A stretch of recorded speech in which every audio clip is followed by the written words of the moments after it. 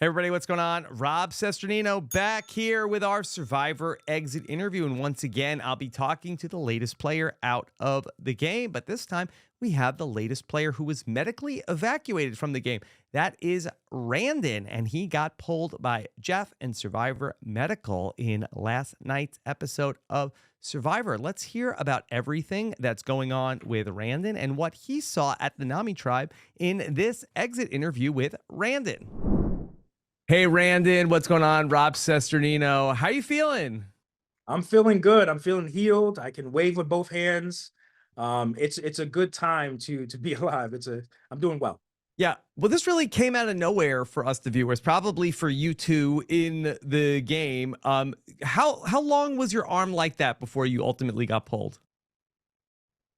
I would say that it was the night before. What you see is when I started to feel it. There was a really bad storm, and I was Yeah. struggling to kind of realize what was happening to myself. I was in massive pain, trying to act like I wasn't. I was delusional. I was having a lot of like pain behind my neck, and I didn't really understand what was happening.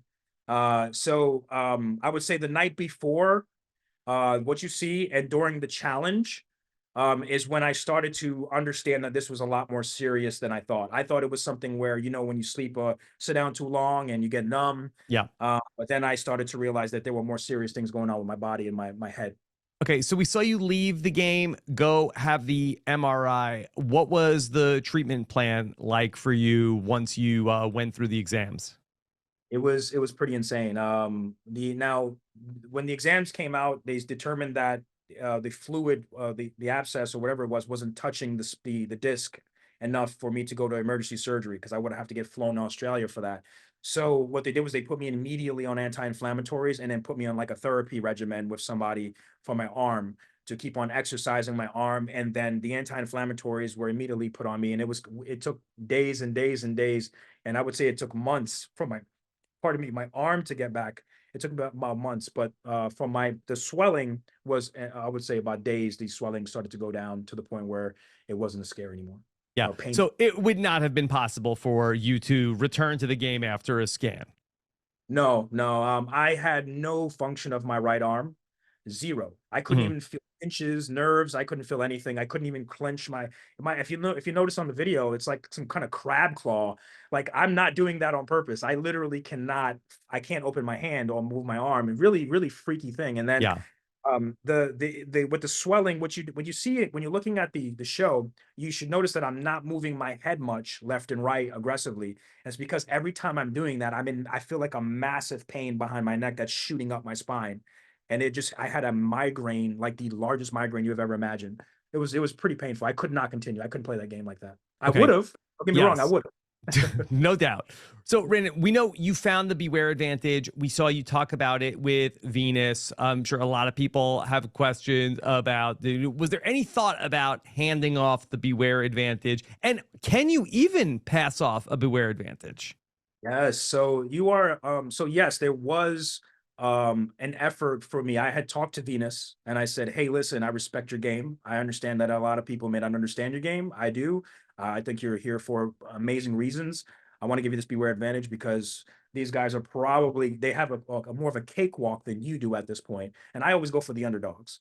So I was like, I'm going to give you this beware advantage. I respect you." She said, "Yes, I want it." I'm like, "I have to get to my blazer." I had this like ridiculous blazer and I'm trying to get to the blazer. And for some reason in the universe, I could not get to my blazer by the time Jeff hit that beach.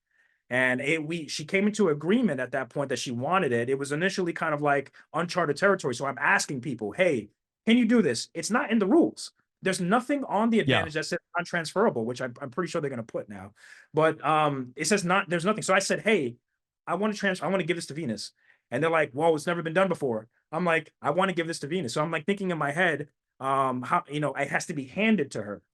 So I did not know that I could have verbally done it or anything to that nature up until a certain point, kind of uncharted territory. But Yeah. I had a 1000% goal was to give it to her. And unfortunately, kind of like I was going to slip it to her like like a handshake. I was going to make it obvious and tell everybody because then she would have been that would have been a Sure. waste of time. But Yeah. I had intent to give it to her. Brandon, did you tell her or show her the location of the box that was there? Because, I mean, technically, you just had a clue I mean, the box and the idol are still on the island. Yes, so I actually did. I don't, that was something I guess that wasn't shown, but so where the box was, I had coconuts and I told her that I made a X Hmm. with coconuts. I was like, you're gonna see three palms covering so next to a tree. There's gonna be three palms that are in an X. And I Yeah. said, beneath those palms, there's an X of coconuts. I made like a line of coconuts, but you only see them if you remove the palms. So she knew that there's a tree with X palms and and it's shaped in an X. So she knew where it was. Okay. I mean, I didn't show her, but it would be really, really obvious if you know what you're looking for to spot where that box was. Because I Okay. left it right where I found it, of course. All right, we'll keep an eye out for that. Can you tell us a little bit about the politics of the Nami tribe and how you observed them during your time there on the show? Yes, I mean it's the curse of winning. You become the problem with not going to tribal is that you get like paranoia. It's like it's like this winning paranoia where you don't know where the lines are drawn. So the politics of the game at that point, nobody knows where these lines are drawn. So everybody's starting to panic. And sometimes you're panicking over things that don't even make any sense. Like you'll see multiple times Venus talking about voting this person, this person. I'm like, we're not going to tribal. Like this is not going to happen. It's not plausible. You know what I mean? Or you'll see me, I'm wanting to target Soda at that point because she failed my test when I first got there with that Parvati light comment troll. That was the whole purpose of that. I couldn't trust her. And it got back to me immediately. Wait, so that was a test. That wasn't a true random observation. No, that was a troll. So when we got to the island, introduced ourselves, she told me she's from Canada. Soda, I wanted to bond with Soda first, but she was selling real estate pretty hard, like trust real estate with everybody, like going up to Trust everybody. real estate. I've never heard that term before. Oh my God. She was like, oh, like bonding with them. I'm from here. I'm from here. And Soda's like a hyper social player. And I realized that I wasn't sure if she was being like genuine with me at some points. So I said, I need to give you a test. And I made a troll because she was only talking to one person at that point. Venus was pretty, her going back, and then Tevin and her were pretty good, but Tevin was all focused on Hunter. So I said, all right, you're from Canada. I'm gonna have to invoke the name of one of the goats just to because that's all I got. I ain't got much, you know what I mean? I don't know where this person's upbringing is. So I said, hey, she's gonna pay like a little because the day one we're there, Venus shot out and was hyper aggressive with searching for idols and everything. And I understand, it was very, very aggressive. So I was like, hey, Soda, she's gonna probably pay like a Parvati like gameplay. What happens? Immediately couple moments later, it gets back to me. And I'm like, Soda, immediately, I can't trust you. I am immediately switching everything to vote out Soda at that point. And I will work on Venus with working Tevin, and Venus will work on keeping Soda at bay from me. And that was Okay. the plan. Um, if you went to a tribal council, how do you feel like it would have gone? This is it's hard because you don't know where the numbers would have ended up. I don't know. I know that at that point, I was trying to convince Tevin to vote Soda. And I think Hunter would have aligned with Tevin's decision. And I think Liz would have voted with the numbers.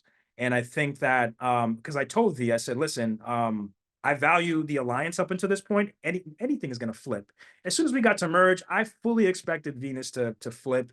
I did not have this idea that, I mean, I would have liked if we could have remained an alliance to the end, but the odds are just not the way we both play, and we're over analytical players. I think the odds were very low for that. So it's like kind of like a one-time kind of deal for that situation, and we'll see how it panned out. But I think we could have got Soda out. I love Soda, but to me, she was my threat because she did not return the trust favor with my troll. Yeah. I think we would have voted. I think we could have avoided Venus being a target, and we would have voted Soda based on my perception of the game. Yeah, that's very interesting because I feel like that we have not really seen that from what we're being shown in the episodes. Because it looks like we see that Tevin and Soda have a relationship, and really that Tevin and Hunter have a relationship. But is it a false leap to think that Tevin, Soda, and Hunter are a three? Well, that's hard for me. I can't go into full details, but Yes. I could say that I talked to Tevin extensively. I had conversation with Tevin that you'll see there in in the last episode, and I was underneath the impression that Tevin saw value. I told Tevin this: Tevin, you and Soto are hypersocial players. There can only be one. I Yeah. said, if we go far in the game, you can outtalk everybody in this game. And I was like, but Soda would be a problem for you. And that was the whole agreement I made with V. Was like, I'm like, Venus, I will try to work Tevin to vote Soda out, but I need you to keep Soda at bay from ever mentioning my name. You know what I mean? Forever. I just need to know information from Soda. That's it. I don't trust her. And I think it would have worked. And I think the alliance was Hunter, Tevin, and Liz. For Liz would have aligned with them, and I think we would have gotten Soda out at that point. Yeah. I'm glad you brought up Liz. I'd love to just talk a little bit. Where does she fit into everything? We've seen just like a couple of comments and how people are perceiving Liz, but we haven't seen where Liz fits into the strategy at Nami. Interesting. So Liz is playing a very intelligent game. So the to me, I realized that by throwing people off by saying lifestyles of the rich and famous comments and quotables, but look, nobody views her as a threat, right? I mean, everybody's just kind of like at that point, she's playing a very smart game with kind of make diminishing her social game. And people, you saw Tevin, like, I'm here to play for money. You know what I mean? Like there's a constant understanding of like, why is Liz not a threat? And I think that was her game at that point. However, Liz was very smart. I talked to Liz at the log. If you notice in the last episode, I talked to her many times, like by that log and stuff, coincidentally. And I think Liz's game at that point was to kind of be background and let us kind of like fight ourselves, But she was, in my opinion, Liz is a very intelligent player. She was going to align herself with Hunter and Tevin, 100%. Whatever they voted, I think she was going to vote. And I think that she was open to me joining that crew, and voting however we saw fit at that point. I think it's safe to say that she's playing a very smart game just in the background. You all had to decide who went on the journey in this episode. Was there any talk before you went to the challenge about who you might select if that comes up? I don't remember, and I think we kind of picked that on the whim. I don't remember having a detailed conversation of that. Then again, I was going through a lot. Mm-hmm. So I was really going through a lot. I was kind of very confused, but I don't remember having an intense conversation about that. I think we automatically knew Liz was going to be the person to go. Yeah, and the selection of Banu. Oh, I didn't know that. That was Liz. That's all Liz. Okay. That's all Liz. I don't remember Liz strategizing on that, but it was a beautiful pick. It Yeah. was a beautiful pick. I mean, that was like, I looked at Liz and that's what I'm trying to tell you about Liz. People sleeping on Liz. She is a very strategic, Not me. not me. Exactly. She knew what she was doing. And Yeah. kudos to her, because a lot of people didn't pick that up. Okay. Then I want to ask you about in your preseason interviews that you did a great job. Love listening to you talk. You're a great storyteller. You told us about how your daughter wanted to have a #1 party for you. They did not have faith for you. Upon your return home, did your family feel vindicated, or did they feel like that, okay, actually dad did have something going on, just had some bad luck? I'm glad to report that it was a lot of love and a lot of first it was confusion, because you got to understand. I'm like, did you get voted out? I'm like, no. They're like, okay, so when's that direct deposit coming in? And I'm Mm-hmm. like, oh, well, welcome. Let me explain. I didn't exactly win, but I didn't get voted out. So then it was like, oh, medevac. Okay, so it was more love and understanding at that point, because they knew, first of all, I wasn't the first voted out, which, woo, thank the Survivor universe for that. But I don't think I was ever going to be voted out first, to be honest with you. It was just at that point, that's what their position was, because we're very competitive. We're a very loving, competitive family. My daughter runs track. I ran track, swimming. We're very competitive, and it's love. You know what I mean? It's like pushing me to Yeah. do better. So when I came back, it was more working on my therapy with my arm. We ate. We had a great time. They were very receptive of my injuries and my mental kind of like issues out there with all the pain. And to be honest with you, it was a breath of fresh air to finally have them not be competitive, and they were just loving with open arms, with both arms, Okay. and it was great. Yeah, both arms, great. Maybe not $1 million, maybe 1,000,000 hearts. Okay, I know you got to run, Randen. Thank you so much. Thank you so much for making time, okay? Pleasure, always a pleasure. All right, take care.